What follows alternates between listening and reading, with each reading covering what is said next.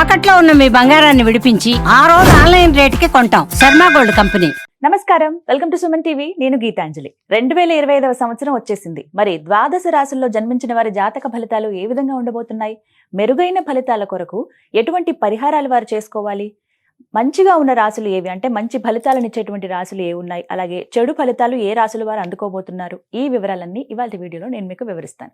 వివరించేందుకు ప్రస్తుతం మనతో పాటు ఉన్నారు ప్రముఖ జ్యోతిషులు బ్రహ్మశ్రీ నందిబట్ల శ్రీహరి శర్మ గురువు గారు. వారితో మాట్లాడదాం. గురుగారు నమస్కారం అండి.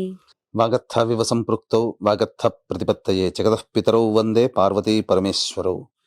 సదాశివ సమారంభాం శంకరాచార్య మధ్యమాం అస్మదాచార్య పర్యంతం వందే గురు పరంపరాం. ఆదిత్యాయ చ సోమాయ మంగళాయ బుధాయ చ గురు శుక్ర శనిభ్యశ్చ రాహవే కేతవే నమః. శృంగేరి జగద్గురు పీఠాధిపతులకి, కంచి పీఠాధిపతులకి నమస్కారములు తెలియచేసుకుంటూ కార్యక్రమాన్ని ప్రారంభిద్దాం.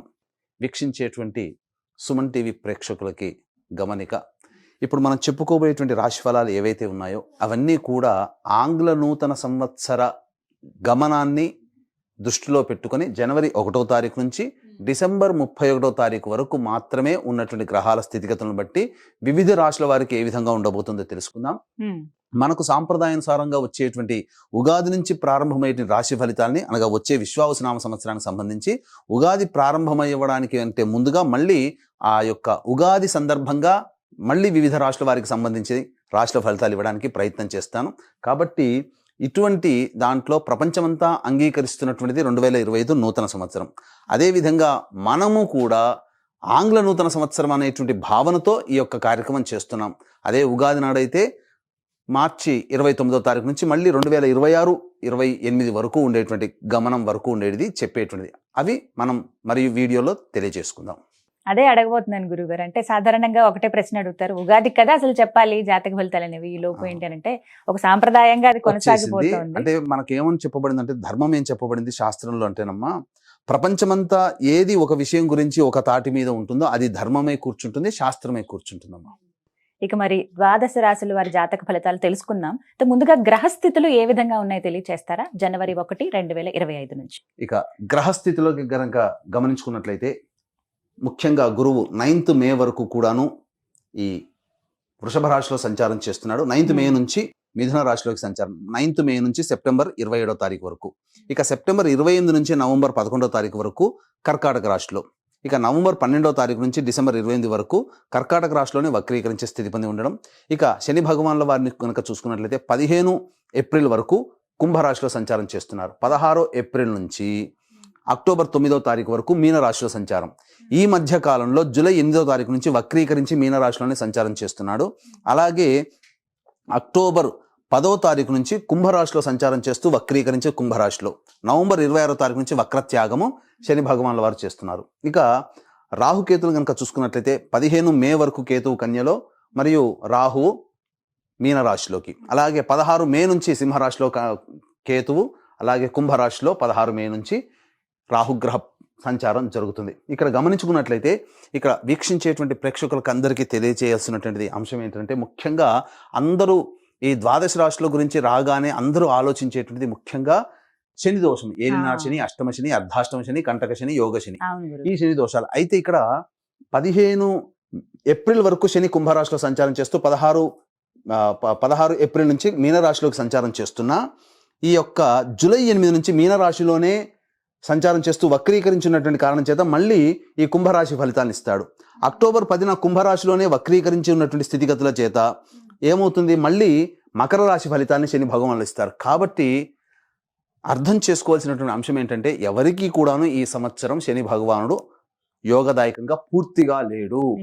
12 రాశుల వారికి అష్టమ శని, అర్ధాష్టమ శని, కంటక శని, యోగ శని, దాంపత్య శని, ఈ రాశుల ఈ యొక్క శని దోషాలు ఏదో ఒక సందర్భంలో కొన్ని నెలల పాటు అందరూ రాశుల వారు అనుభవించాల్సిందే తప్ప ఇక్కడ ప్రత్యామ్నాయము లేదు. కాబట్టి ఇక కుంభరాశి వారికి ఏలినాటి శని వెళ్ళిపోతుందని సంతోషం కానీ, ఈ యొక్క సంబంధించి మకర రాశి వారికి ఏలినాటి శని వెళ్ళిపోతుందని సంతోషం కానీ, లేకపోతే కర్కాటక రాశి వారికి అష్టమ శని దోషం పోతుందని కానీ భావించాల్సిన అవసరం లేదు.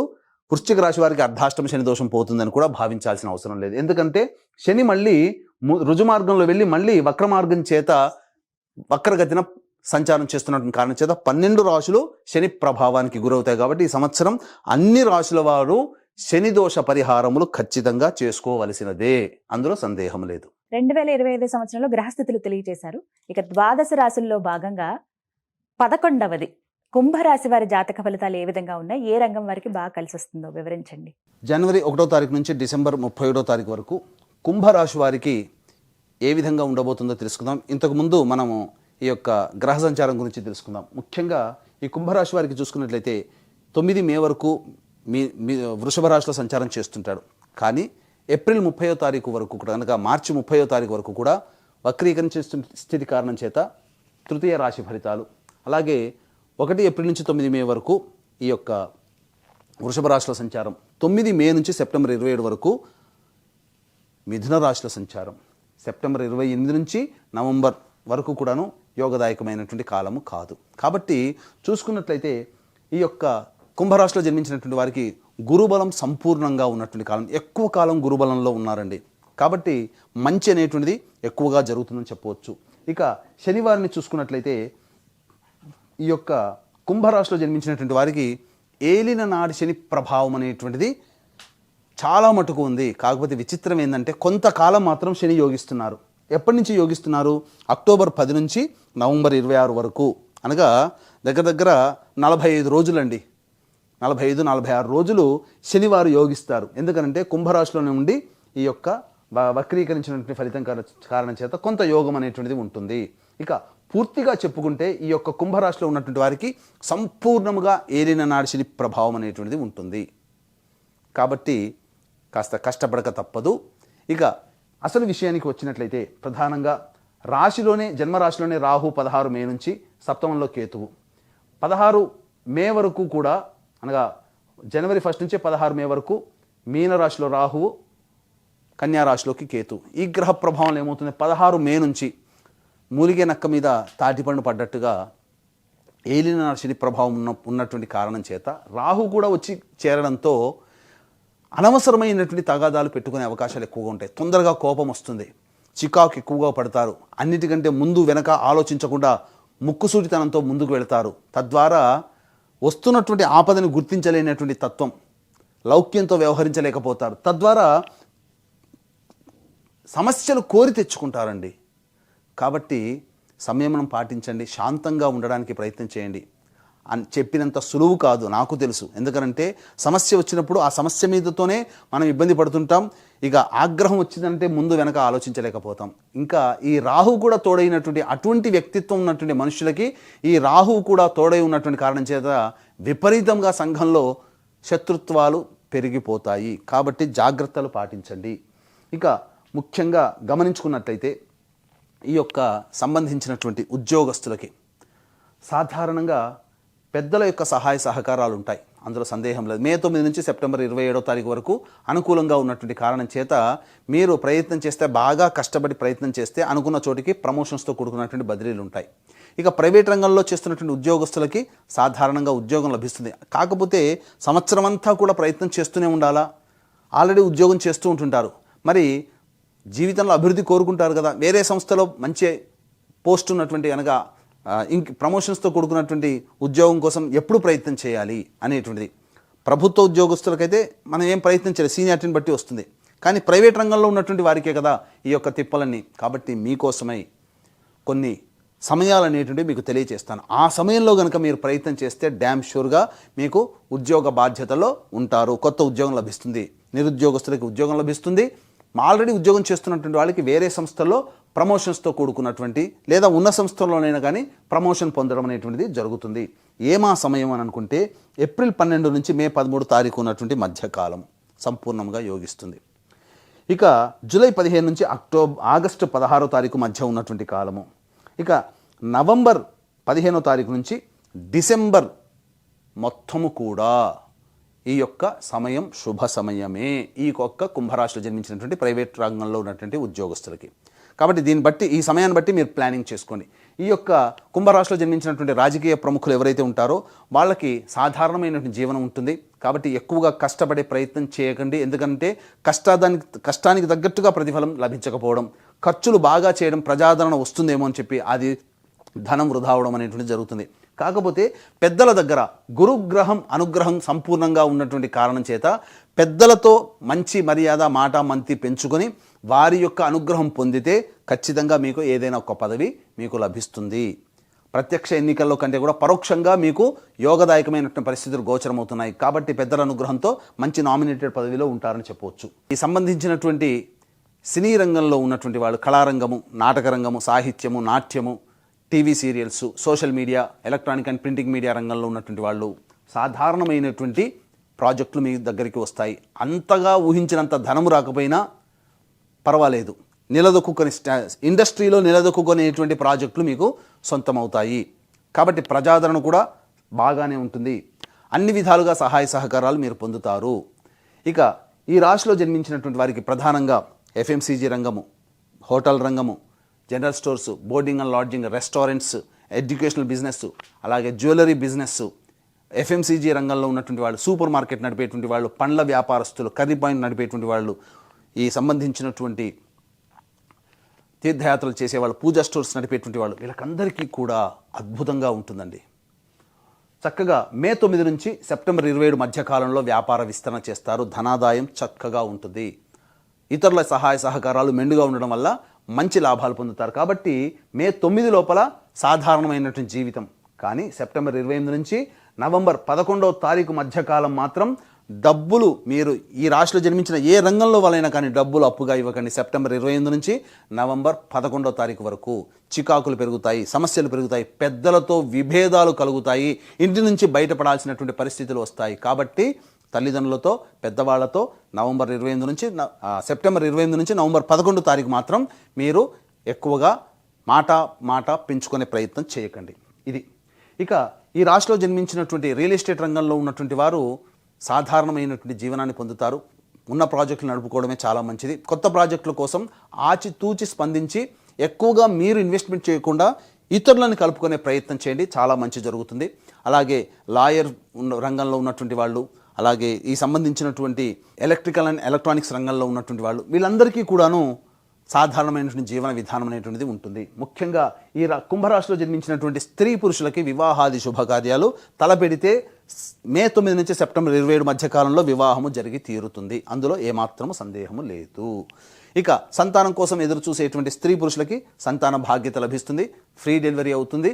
అలాగే ఈ యొక్క సంబంధించినటువంటి దంపతులకి ప్రధానంగా కోరిక, గృహాన్ని నిర్మించుకోవాలనేటువంటి ఏదైతే కోరిక ఉంటుందో ఆ కోరిక సంపూర్ణంగా 9 మే లోపల మీరు తీర్చుకునే ప్రయత్నం చేస్తారు.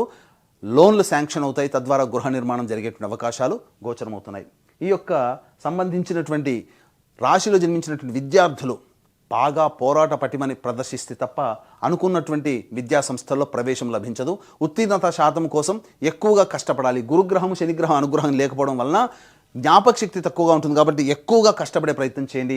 కాగల కార్యం గంధర్వులే తీర్చినట్టు మీ కష్టానికి తగ్గట్టుగా ప్రతిఫలం మే 9 నుంచి సెప్టెంబర్ 27 మధ్యకాలంలో ఖచ్చితంగా యోగాన్ని పొందబోతున్నారు. కాబట్టి ఈ యొక్క కష్టాన్ని నమ్ముకునే ప్రయత్నం చేయండి. అతి సులభంగా ఉన్నది కూడా మీకు కష్టతరంగా మారవచ్చు. కాబట్టి అలసత్వం విడనాడి, బద్ధకాన్ని విడనాడి ఖచ్చితంగా కష్టపడే తత్వాన్ని అలవర్చుకోండి. తద్వారా మీకు మంచి జరుగుతుందని చెప్పవచ్చు. ఈ యొక్క రాశిలో జన్మించినటువంటి ఎడిబుల్ ఆయిల్స్లో రంగంలో ఉన్న చర్మం తోలు పరిశ్రమ రంగంలో ఉన్నటువంటి వారు, ఐరన్ స్టీల్ వ్యాపారంలో ఉన్నటువంటి వాళ్ళు, కింది 4th క్యాడర్లో పనిచేసేటువంటి ఉద్యోగస్తులు ఎవరైతే ఉంటారో వాళ్ళకి ఆశించినటువంటి మేర సహాయ సహకారం ఉండవు. కాబట్టి వాళ్ళే కష్టపడాలి. ఇక్కడ ఈ పెద్దల యొక్క సహాయ సహకారాలతో మే 9 నుంచి సెప్టెంబర్ 27 మధ్యకాలంలో కొన్ని కార్యక్రమాన్ని పూర్తి చేసుకుంటారు, అవసరాలు తీరుతాయి. అంతే తప్ప ఊహించినంత గొప్పగా ఈ యొక్క శని ప్రభావం వలన ఈ చెప్పినటువంటి వాళ్ళకి ఉండదని చెప్పవచ్చు. ఇక ముఖ్యంగా గమనించుకున్నట్లయితే ఈ యొక్క రాశిలో జన్మించినటువంటి వారికి న్యాయ సంబంధమైనటువంటి కోర్టు వ్యవహారాలందు విజయం లభించబోతుంది. ఎప్పటికీ మే 9 నుంచి సెప్టెంబర్ 27 మధ్య కాలంలోనే. కాబట్టి జాగ్రత్తలు పాటించండి. ఇక ఈ యొక్క రాశిలో జన్మించినటువంటి వారికి అన్ని విధాలుగా యోగదాయకం. కాబట్టి ముఖ్యంగా మీరు కోపము, ఉద్రేకము అనేటివి అణుచుకునే ప్రయత్నం చేయండి. చీటికి మాటికి ఎదుటి వాళ్ళ మీద కోపాడే ప్రయత్నం చేయకండి. ఇక ముఖ్యంగా దంపతుల మధ్య, భాగస్వాముల మధ్య విభేదాలు వచ్చే అవకాశాలు ఉంటాయి. కాబట్టి జాగ్రత్తలు పాటించండి. ఇక మే 15వ తారీఖు వరకు కూడా అనారోగ్య సూచనలు ఉన్నాయి. వాహనం నడిపేటప్పుడు జాగ్రత్తలు పాటించండి. అన్ని విధాలుగా ఓవరాల్గా చూసుకుంటే మిశ్రమమైనటువంటి ఫలితాలు ఈ యొక్క కుంభరాశిలో జన్మించినటువంటి వారు పొందుతారని చెప్పవచ్చు. అయితే ఈ చెప్పినటువంటి ఫలితాలన్నీ కూడాను మీకు వివాహం అయితే మీ భార్య లేదా భర్త జాతకం, పిల్లల జాతకం మీ మీద ప్రభావం చూపుతుంది. వివాహం కాకపోతే తల్లిదండ్రులు, తోడబుట్టిన వాళ్ళ జాతకం కూడా మీ మీద ప్రభావం చూపుతుంది. కాబట్టి ఈ 2025వ సంవత్సరం మీ జీవితం చక్కగా ఉండాలి, ఆనందంగా ఉండాలి, గత సంవత్సరం కంటే మెరుగ్గా ఉండాలి, మీ యొక్క రెజల్యూషన్స్ అన్నీ కూడా తీర్చుకోవాలి అనేటువంటి ఆలోచన ప్రతి వాళ్ళకి ఉంటుంది. ఆ ఆలోచనకి దైవానుగ్రహం తోడైతే మిమ్మల్ని ఆపేది ఎవరూ లేరు. కాబట్టి దైవానుగ్రహం అందరికీ ఈ 2025 సంవత్సరం అందించాలని సదుద్దేశంతో ప్రతి నెల ఒక్కొక్క పుణ్యక్షేత్రంలో మీ జాతకరీత్యా కలుగు విద్య, వివాహ, ఉద్యోగ, దాంపత్య, సంతాన, అనారోగ్య సమస్యల నివారణకి ఈ యొక్క శనివారం అన్ని రాశుల వారికి ప్రభావాన్ని చూపుతున్నారు. కాబట్టి శని దోష నివారణలు, గత జన్మ కర్మదోషం వల్ల ఇబ్బందులు ఉంటాయి కాబట్టి గత జన్మ కర్మదోష నివారణ హోమాలు అనేటువంటివి ప్రతి నెల ఒక్కొక్క పుణ్యక్షేత్రంలో 12 నెలల పాటు మీ కుటుంబ సభ్యుల గోత్రనామాలతో చేయించడం జరుగుతుంది. దీనికి శ్రీకారం జనవరి 13వ తారీఖు రోజున చుట్టబోతున్నాము. అద్భుతమైనటువంటి యోగదాయకమైనటువంటి రోజు శ్రీకాళహస్తిలో కానీ శ్రీశైలంలో కానీ కార్యక్రమాన్ని చేయించడం జరుగుతుంది. కాబట్టి అవకాశం ఉన్న వాళ్ళు ఈ యొక్క కార్యక్రమంలో మీ కుటుంబ సభ్యుల గోత్రనామాల నమోదు కోసం రిజిస్ట్రేషన్ వివరాలు తదనంతరం కాంటాక్ట్ చేసి తెలుసుకోవచ్చు. అలాగే తండ్రి వైపు, భర్త వైపు 6 తరాలు, తల్లి వైపు, భార్య వైపు 3 తరాల్లో కుటుంబంలో ఏమైనా దుర్మరణాలు ఉన్నా, అలాగే liver problem, kidney problem, cancer రోగులతో ఎవరైనా మరణించినా, 60 సంవత్సరాల లోపల మీ కుటుంబ సభ్యులు ఎవరైనా చనిపోయినా వాటిని పితృదోషములు అని అంటారు. కాబట్టి ఇట్టి పితృదోష పరిహారార్థమే ప్రతి నెల నిజాయితీగా ఒక్కొక్క పుణ్యతిథి రోజున పితృదోష నివారణ కార్యక్రమాలు చేయించడం జరుగుతుంది. వీటి వివరాలు కూడా కార్యక్రమం తదనంతరం కాంటాక్ట్ చేసి తెలుసుకోవచ్చు. ఏళ్ళనాటి శనిలో ఉన్నారు కుంభరాశి వారు ప్రత్యేకించి. అలాగే శని మళ్ళీ తిరోగమనం అని చెబుతూ ఉన్నారు. ఎటువంటి పరిహారాలు చేసుకోవాలండి? ఏదో ఒక బాధ ఉండనే ఉంటుంది సాధారణంగా, కానీ ఈ సంవత్సరం అంతా కూడా మెరుగ్గా ఉండాలి, మెరుగైన ఫలితాలు వాళ్ళు అందుకోవాలంటే గనక పరిహారాలు ఏవి చేసుకుంటే మంచిదంటారు? ఇక గమనించుకున్నట్లయితే ఈ యొక్క కుంభరాశి వారికి సాధారణమైనటువంటి ఫలితాలు కలుగుతున్నాయి. కాబట్టి ఈ యొక్క సంబంధించినటువంటి సమస్యలు అనేటువంటి ఎదురైనప్పుడు ఎటువంటిగా పరిష్కారం చేసుకోవాలి? వీలు కుదిరినప్పుడల్లా నవగ్రహ దేవాలయాల చుట్టూ శివాయ నమః అంటూ 27 ప్రదక్షిణలు చేయడం, ప్రతి శనివారం నాడు తైలాభిషేకం ఈ విధంగా వీలు కుదిరినప్పుడల్లా చేసుకోవడం, వీలు కుదిరినప్పుడల్లా రుద్రాభిషేకం చేసుకోవడం, ఇవన్నీ చేసుకుంటే చాలా మటుకు సమస్యలు అనేటువంటి పరిష్కారం అవుతాయి. ఇప్పుడు చెప్పినటువంటి విషయాల కంటే మీ యొక్క జీవితం విభిన్నంగా ఉంది అనంటే మీ యొక్క జన్మజాతకంలోని నడిచేటువంటి గ్రహ దశాంతర దశల యొక్క ప్రభావాలు. కావున దగ్గరలోని మంచి ఉపాసనాపరులైనటువంటి జ్యోతిష్యుని సంప్రదించి వారి సలహాలు, సూచనలు కనుక పాటించినట్లయితే మరింత మెరుగైనటువంటి జీవితాన్ని మీరు పొందుతారని ఆశిస్తూ సర్వం శ్రీ ఉమామహేశ్వర పరబ్రహ్మార్పణమస్తు. చక్కగా వివరించారండి, ధన్యవాదాలు.